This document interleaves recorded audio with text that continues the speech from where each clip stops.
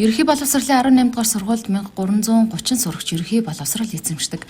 Сургуулийн захиргаа багш сурагчид эцэг эхчүүдийн тавьсан саналын дагуу аймгийн засаг дараагац жаргал болон 4-р багийн төлөөлөгч Бадрал холбогдох албаны төлөөлөл өнгөрсөн намар тус сургуулийн нөхцөл байдалтай танилцаж спорт залыг иж бүрэн шинжилэн засварлахаар шийдвэрлэж байсан билээ. Сургуулийн спорт залын тухайд цонхны шил суул төгсөн агаар жололт муу өрөө тасалгаа стандартын шаардлага хангахгүй засвар хийх нэн шаардлагатай байсан.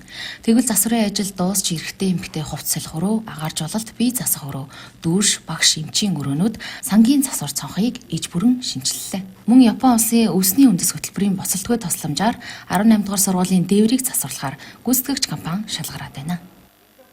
За өнөөдөр спорт залны маань 100% дуусаад одоо аймгийн орон нутгийн хөрөнгө оруулалтын төсвийн хөрөнгө оруулалтаар 342.2 сая төгрөгөөр бас сайхан засаад өчигдрөөс үлээж авсан мөн өнөөдрөөс газар дээр нэрж ажиллалаа. Үнэхээр сайхан болсон байна.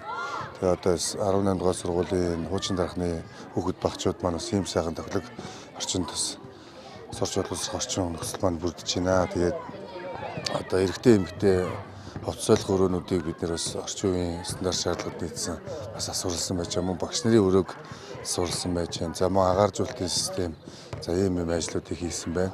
За мөн эрэгтэй эмэгтэй хувцас салхи өрөөнд одоо 0 дүүшнүүдийг бас байрлуулж өгсөн. Урд нь бол ямар ч тийм 0 угаалтур дүүшгүй байсан. За эднийг бас бүгдийг нь цогцоор шийдэж өгсөн байж байгаа. За ингээд зал маань бас үнэхээр сайхан болсон байна. Тэгээд нийт бас дэмжиж туссан одоо аймаг сумын иргэдийн гэлжтэй хурлын төлөөлөгч нартай бас баярлалаа гэж хэлье. Манай одоо энэ 4-р баг дээр одоо мөн Японы үндэсний үндэс хөтөлбөрөөр одоо энэ сургуулийн маань одоо дээврийн ажил бас 350 гаруй сая төгрөгийн ажлуудаа хийгдэх гээд одоо ингээд ажил нь одоо эхлэхэд бэлэн болсон байна.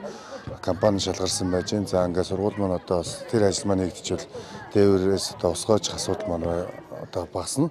За мөн сургуулиудын одоо хүүхдүүдийн багш нарын одоо би 0 өрөөг одоо бид ариун цэврийн өрөөг одоо сурлах ажлыг бас төлөвлөн ажиллаж байна. За мөн урлагийн заалны ажлыг одоо бас төсвийн нийлгэж одоо эх хондоос төсөвцүүлэхээр бас ингээд хөөцөлтөнд ажиллаж байна. За тэгээд ерөнхийдөө 18 дугаар сургууль дээр маань бол усад нэг том тулгымцсан асуудлуудыг ингээд шийдэгдэж явчихж байгаа гэсэн.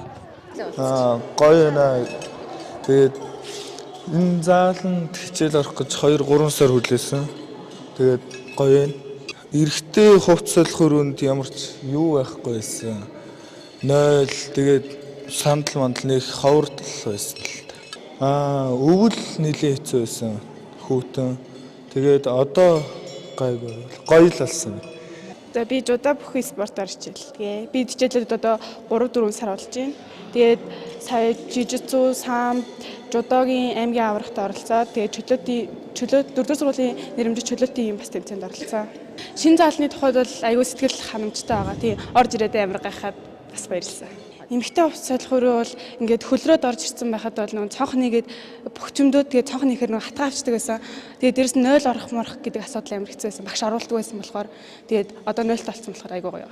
Хувцсны шкафгүй нөгөө нэг өлгдөг байсан бохгүй юу? Тэгээд өлгөхөөр нөө зарим зүйлүүд нь алга болоод одоо хувцсны шкафт олцсон болохоор ингээд юмнуудаа алдахгүй байна. За тэгээд сургуулийнхаа нийт сурагчид найзуудтай заалаа гоё ашиглаад энэ зааланд орж ир тоглоод бэлтгэл сургуультаа сайн гэрээ ичгсэй да. Шинэ зал нэлээд гоё байгаа. Маш гоё байгаа. Нөө өмнө юурууга 0 орчоод ирээ багшаас асуунгууд ингээ нэлээд удаад идэг ус бол жоохон хэцүү байсан. Одоо ийшээ ороход амар амар болцсон. Тийм болохоор гоё санагдчих. Боловсрол 2032 хөтөлбөрийн хүрээнд нийт 7 ерөнхий боловсролын сургуулийн спорт залыг инхүү иж бүрэн шинжилээд байна.